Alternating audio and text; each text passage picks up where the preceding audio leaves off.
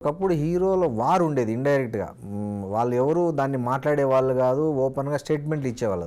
ఇప్పుడు ఏంటంటే నిజంగా మొన్న ప్రభాస్ ఇచ్చిన స్టేట్మెంటు, సంక్రాంతికి వస్తున్న సినిమాలన్నీ హిట్ కావాలి, ఏదైనా సీనియర్ల గురించి కూడా చాలా గౌరవంగా మాట్లాడడం జరిగింది. ఇది ఈ మంచి ట్రెండ్ తెలుగు సినిమా పరిశ్రమకు కూడా, ఫ్యాన్స్.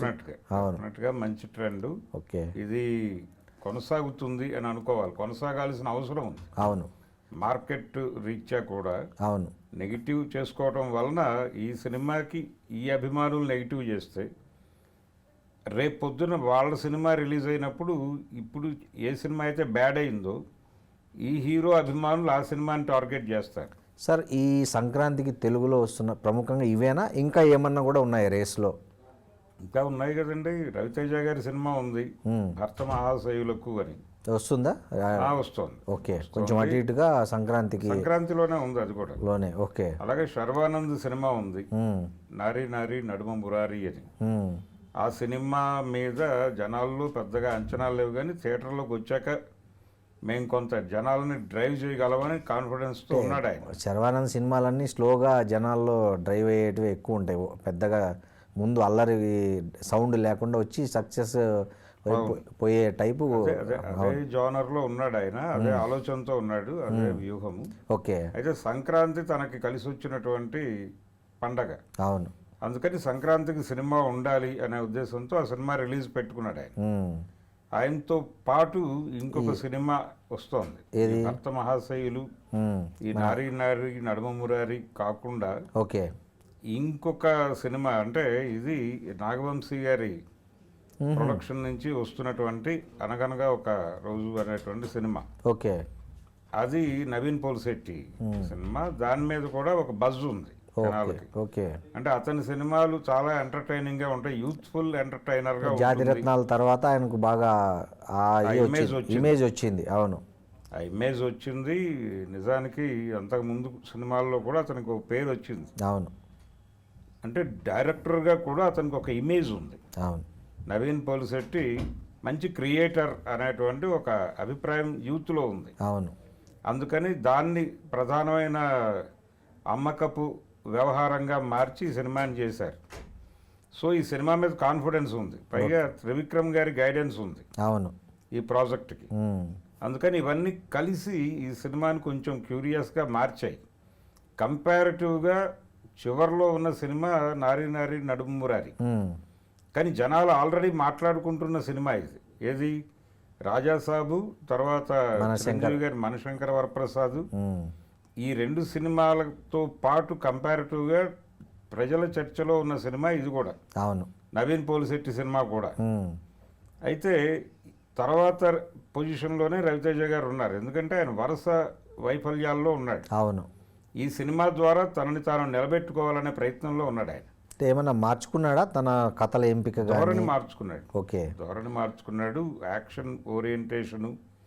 అలాగే ఆయన టైగర్ నాగేశ్వరరావు చరిత్ర, అది డిఫరెంట్ సినిమా అనుకున్నాడు, కానీ అది తెర మీద ఆవిష్కరించిన తీరు బాగాలేకపోవడంతో అది ఆశించిన ఫలితాన్ని ఇవ్వలేదు. తను కూడా చాలా డిసప్పాయింట్ అయ్యాడు.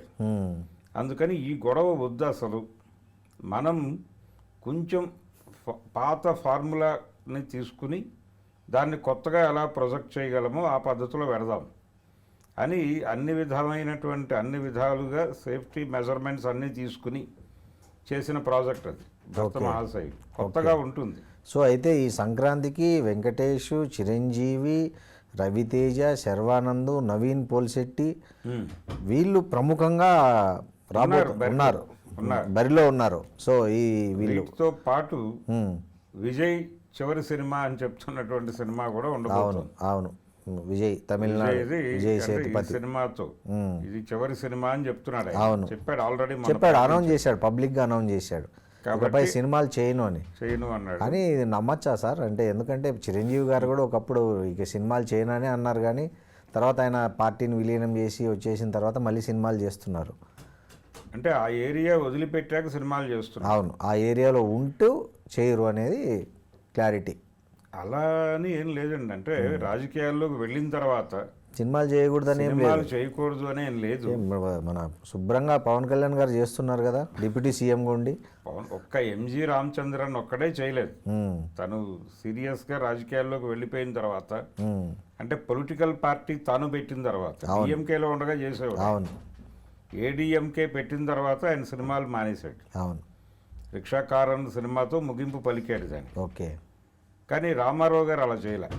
అవును ఆయన ఆయన చాలా రాజకీయాలు సినిమాలు రెండు ప్యారలల్గా నడిపాడు. అవును దాన్ని పవన్ కళ్యాణ్ కొనసాగిస్తున్నాడు. అవును ఒక రకంగా బాలకృష్ణ గారు ఆయన రాజకీయాల్లోనూ సినిమాలోనూ కూడా ఉన్నాడు. అవును అలా ఎవరి పద్ధతిలో వాళ్ళు వెళ్తున్నారు. రాజకీయాల్లో ఉంటే సినిమాలు వదిలేయాలి అనేది ఏమీ కాదు. అవును సో అది కొనసాగుతుంది ఆ ట్రెండ్, అది ఇబ్బంది కాదు. సో మీరు మీకు ఇప్పటి వరకు మీకు అర్థమైన దాని ప్రకారం ఈ సంక్రాంతికి ప్రేక్షకులను అలరించబోతున్న బెస్ట్ టాప్ 5 ఏ ఉండబోతున్నాయి సార్, తెలుగు ప్రేక్షకుల్ని నేను అనేది? అంటే వరుస పెట్టాలంటే చివరి నుంచి మొదలు పెడదామండి. ఓకే చివరి సినిమా అనేది ప్రస్తుతానికి కనిపిస్తున్న దీని ప్రకారం చూస్తే శర్వానంద్ సినిమానే. ఓకే నారి నారి నడుమురారి. నడుమురారి చివరిలో ఉంది. ఓకే అది ఎలా పుష్ అవుతుంది అనేది చూడాలి, తెలీదు, థియేటర్లో వచ్చాక కానీ దాని తర్వాత ప్లేస్లోనే రవితేజ ఉన్నాడు, భర్త మహాశయులు. అది కూడా ఎటువంటి అంచనాలు లేవు. థియేటర్లో సినిమా పడిన తర్వాత మౌత్ ట్రాక్తో రైజ్ అవ్వాల్సిన సినిమా అది కూడా రవితేజ ఉన్నప్పటికీ. అవును కాబట్టి తనని తాను తిరిగి నిలబెట్టుకునే సినిమాగా భావిస్తున్నాడు ఆయన. అవును అది చూడాలి. దాని తర్వాత పొజిషన్లో నవీన్ పోలిశెట్టి సినిమా ఉంది. కంపారిటివ్గా రవితేజ కంటే చిన్న హీరో అయినప్పటికీ ముందు వరుసలో ఉన్నాడు, ముందు వరుసలో ఉన్నాడు. నవీన్ పోలిశెట్టి ఉండే అవకాశం ఉంది, ఉన్నాడు కూడా మార్కెట్ వైజ్ చూస్తే. అంటే ఆ సినిమాకు ఉన్నటువంటి బజ్ ప్రకారం చూస్తే అది ఉంది, 3వ ప్లేస్లో ఉంది.